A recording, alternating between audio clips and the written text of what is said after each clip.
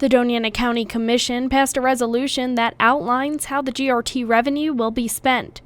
Commissioner Billy Garret says it was important for residents to know how the money would be used. To make sure that it was a fairly clean process. It was a long process. We were at this for hours. But at the same time, I think that what it did was to allow us to talk about the different ways that the money could be spent and organize that conversation. Commissioner Ben Rawson voted to pass the resolution, but said there is still no clear plan. There's no details in there. It's a lot of fluff, and there's no details on how the money's going to be spent, and I think that's wrong to the residents. The resolution splits the 3/8 of 1% into 3 parts. The first eighth will go to the Doña Ana County Sheriff's Office for salary increases, vehicles, or other needs they may face. Sheriff Enrique Kiki Vigil was at an out-of-state conference. His administrative executive, Dennis Montoya, read a letter from him in support of the funding. I cannot emphasize enough the crisis situation that this department is in and the peril in which this places the public. If we don't act reasonably and prudently with respect to the needs of public safety, this county courts a public safety disaster.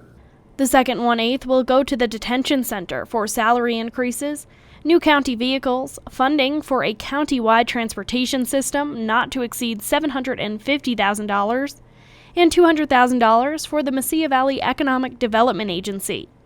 Chris Barella, director of the Doña Ana County Detention Center, says that only about 160 of 255 positions at the detention center are filled. The detention center is a difficult job. Just like the sheriff's department, just like the fire marshal, like many, many other jobs across the county.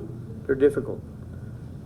You have to deal with people's safety, customer service each and every day, security, and to maintain the peace of mind for the community by assuring that we keep these people in the jail and at the same time provide them humane conditions of confinement for their safety.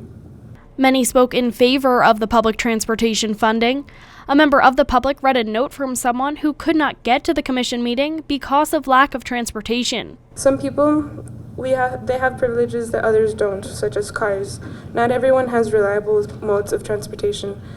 Everyone deserves to have access to transportation that helps them go to wherever they desire to, such as going to the next town to take part in the soccer team or the county commission's meeting or whatever they choose to, even the doctors and dentists. Bill Allen, CEO of the Las Cruces Chamber of Commerce, said that a GRT increase to fund a countywide transportation system was voted down during the last election. Please don't lose sight that the county residents have recently spoken last November about a mass transit project, and their feelings were already known at that point.